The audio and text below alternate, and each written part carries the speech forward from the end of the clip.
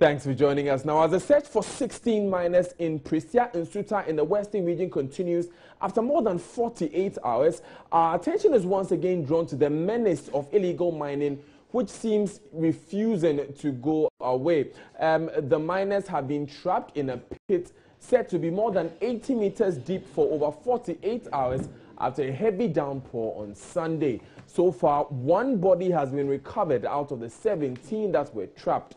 The death of the miners has been described as a failure on the part of the Land and Natural Resources Minister John Peter Amewu, who is spearheading the fight against Galamsey. Though some arrests have been made and excavators owned by illegal miners have been seized, the minority in Parliament in particular is seeing Sunday's incident as a major setback for the nationwide campaign. So this morning, we want to take stock of the fight against Galamsey. With us in the studio this morning is a leading figure in the media coalition against Galamsey, Ken Ashigbe of the Daily Graphic. Welcome, sir. Of the Graphic Communications Group Limited. Graphic Communications Group Limited. Thanks for that correction. Thank you very much. But welcome anyway. Thank you. We'll also be joined on the line by the Minister for Lands, Forestry and Natural Resources himself, John Peter Amewu. But let's begin with Mr. Ashigbe of the Graphic Communications Group Limited. Correct. Right. What's your assessment of, this fight against Galamsey so far? Well, it's we were very sure that it's a war, it's not a battle. So we started with a few early wins. We got the Chief Justice on her own volition, set up these 14 courts.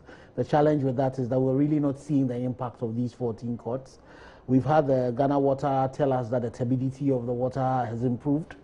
We have news stories of the people on the Ankobra seeing some fish, catch coming where they were not.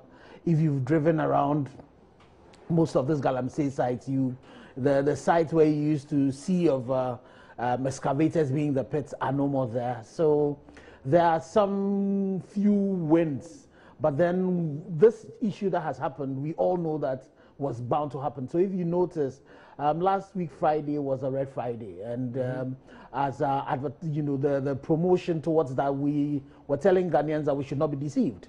Galamsey was still with us because there are some recalcitrant ones who have changed their modus operandi, and now they go at night. They go because they want to hide from the security forces. They, even the operation has become more precarious. They throw safety to the winds. A typical example is if you go to Masong, Seshuamanyo, they are mining on the Bia River, and speaking to the district DC who's been trying to deal with them, it's so difficult to get access to them. When you drive to where they are, you have to walk another 5 miles. By the time you get there, they've got wind of it, they've run away. So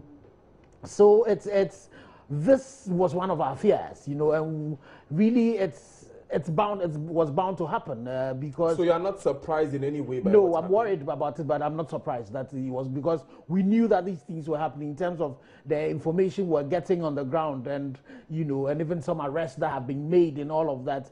These issues was definitely bound to happen because. I earlier had a conversation with the Deputy Minister for Land and Natural Resources, Benito Osubio, and he was putting the figure at 80%, that he believes 80% of the illegal miners have left the sites. Would you agree with this figure? Well, if you, with the engagements that I've had 2 engagements with the small-scale miners. The last Friday was our maiden town hall meeting in Masong Kwanta, where we engaged the broad spectrum of stakeholders.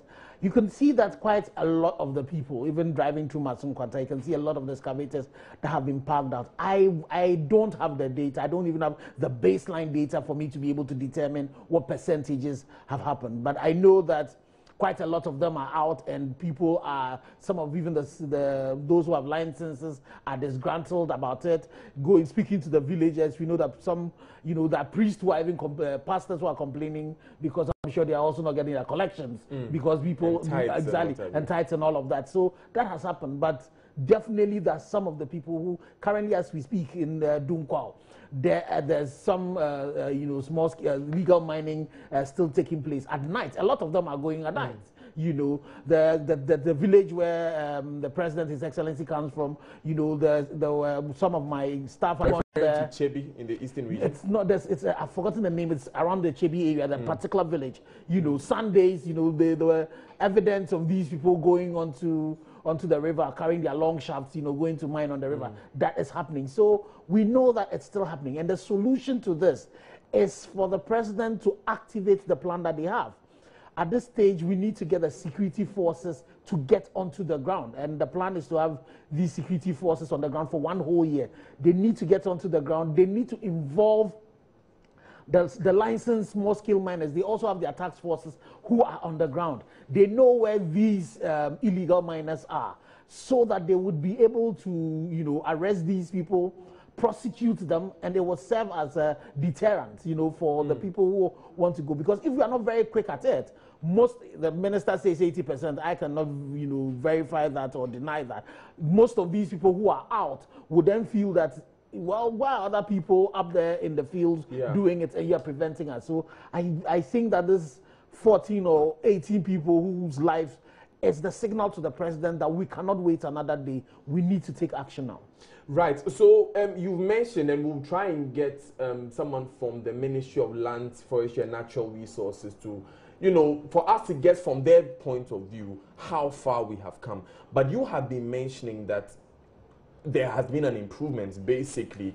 Do you think it's just a matter of security agencies that is not making up for this final push that we should get, or there is something more we should be doing to ensure that, you know, at least it's down to the barest minimum? Definitely, this is a very complex problem, and the solution is multifaceted. The security and the law enforcement part is a critical part of it. You know, the advocacy bit has been done. We then definitely need to get into the point where... Mr. Ashigbe, please hold on for me. We have on the line John Peter Amewu. He is the Minister for Lands, Forestry and Natural Resources, spearheading this campaign against Galamsey from the state side. Mr. Amewu, many thanks for joining us. In your point of view, where have we gotten to in this fight against Galamsey? Well, thank you. First of all, let me once again thank your outfit, the media fraternity, especially Ken and for the good job they are doing in the country. I think we've gone far. What is very important for everybody to understand is that the distractions that have been caused over this period down to the period of 30.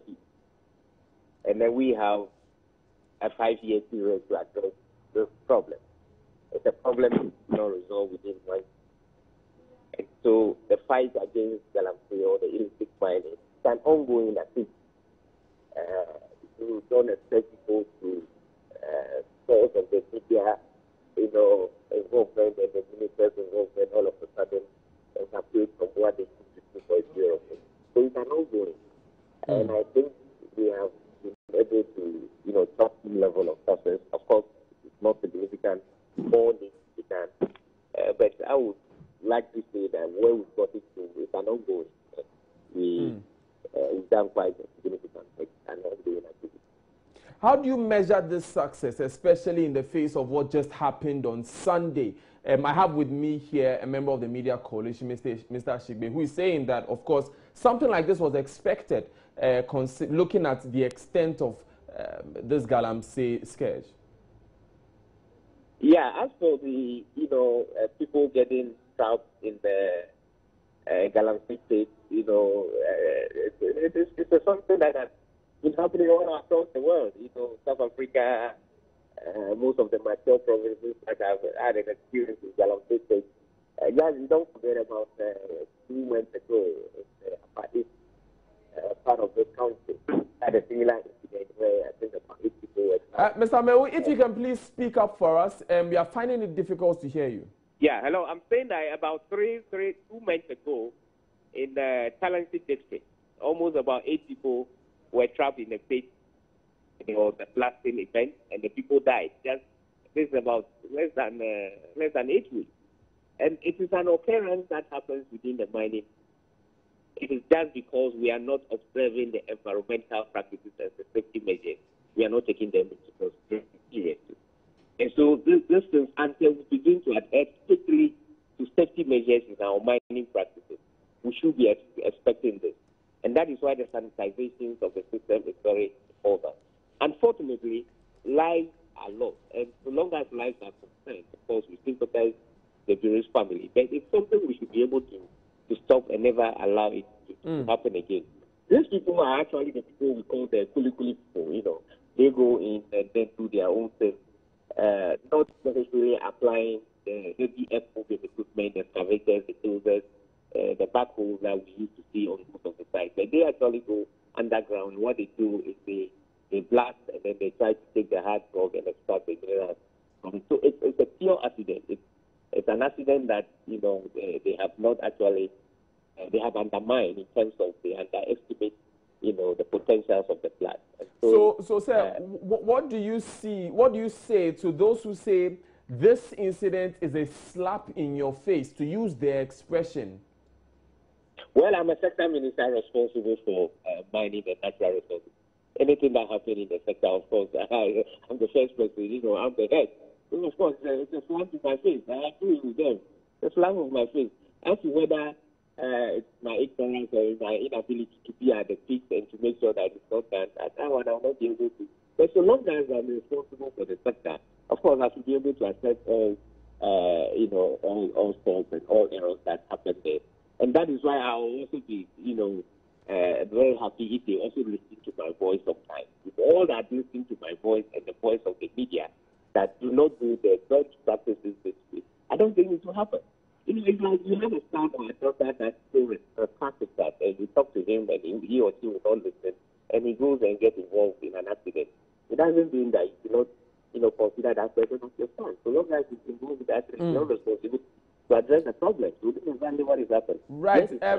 Ms. Amel, please, we are losing you. Please speak up for us. But in your answer, have you been to this area, this Prestea Nsuta area? I've been to that area, but this particular place I have not been to. Okay. There are several things around that area. You know, where you see hamlets of detached before you realize there's a shaft. That is that. So several shafts, you know, have been dug around that area.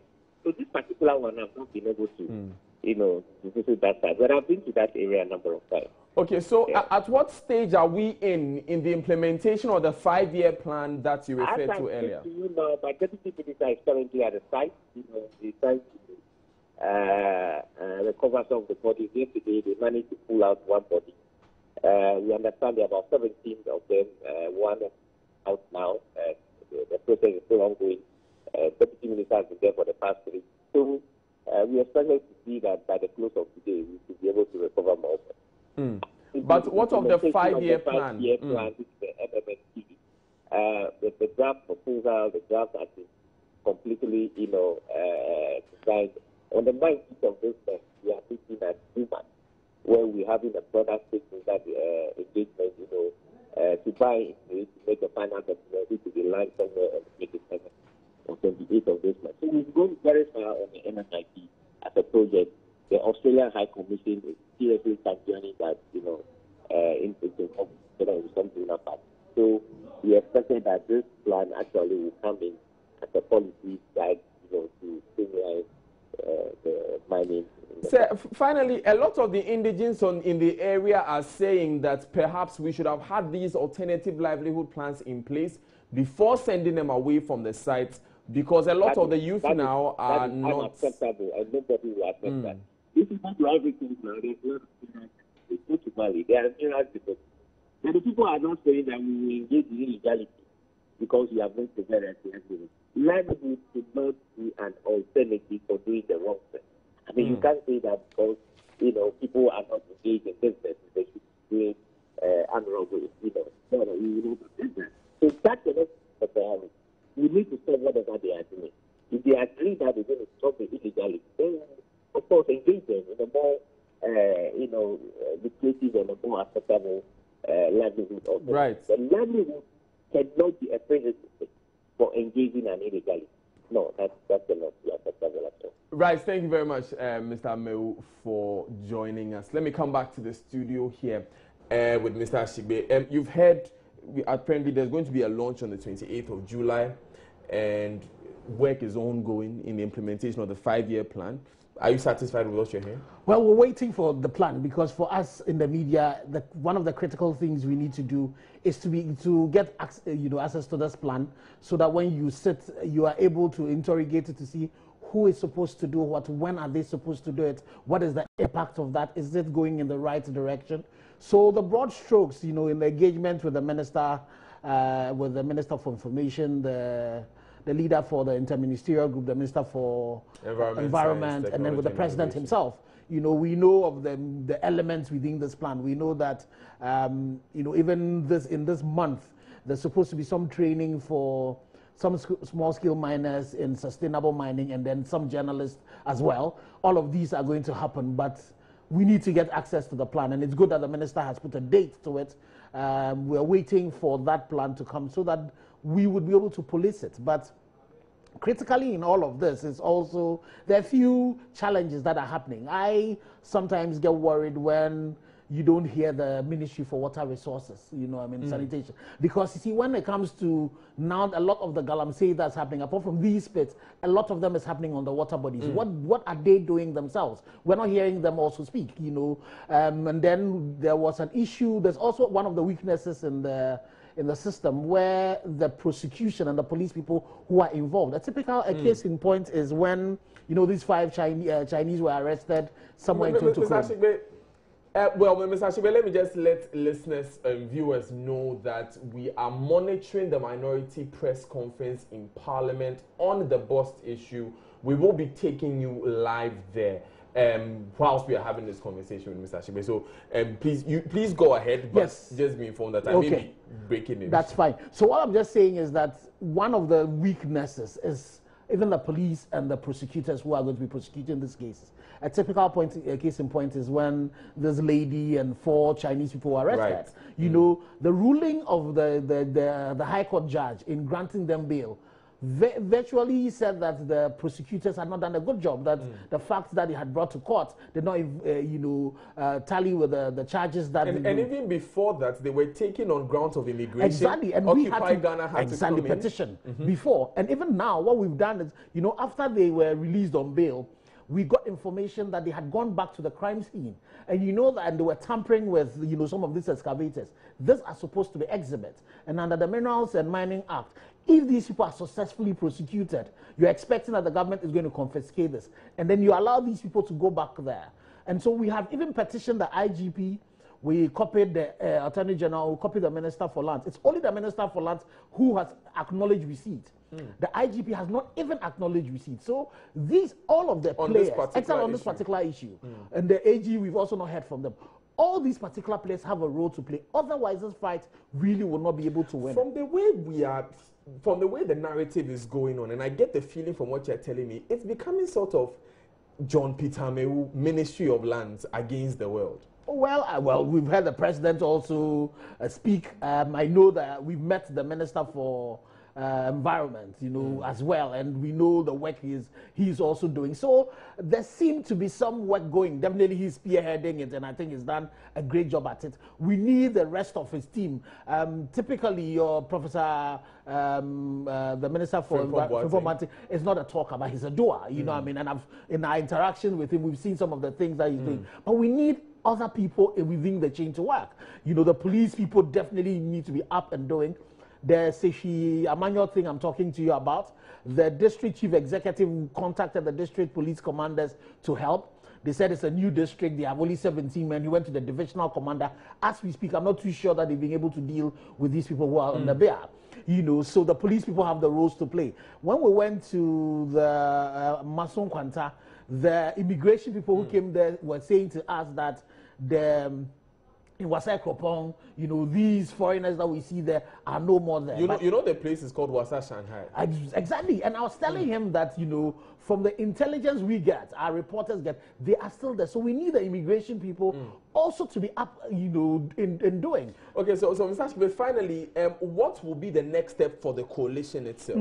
So we're definitely going to roll on these issues of the town hall meetings, being able to go to the grounds where these things are happening, working with the NCC, working with CSIR and the Impact Assessors Association, to be able to engage the people on the ground so that we can cut some local anger against what is going on.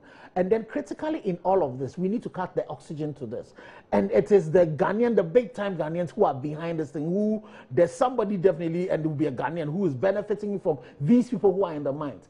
These are the people we need to expose. And that can only happen when me and you, the media, we are able to engage in beyond even investigative journalism, forensic, investigation, to be able to trace who are the people behind this thing and expose them and get enough evidence such that these people will be prosecuted. Otherwise, because these foreigners who come, there are Ghanaians who go there and go and recruit them and come and bring them in here and are benefiting from them. Most of those people are big and influential people who are walking around.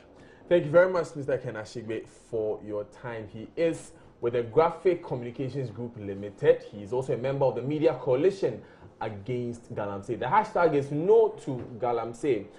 Make sure that you get involved in your locality. We are still watching News Desk. We are still monitoring the feed from Parliament. The Minority Press Conference on the Boss saga is coming on. Stay tuned.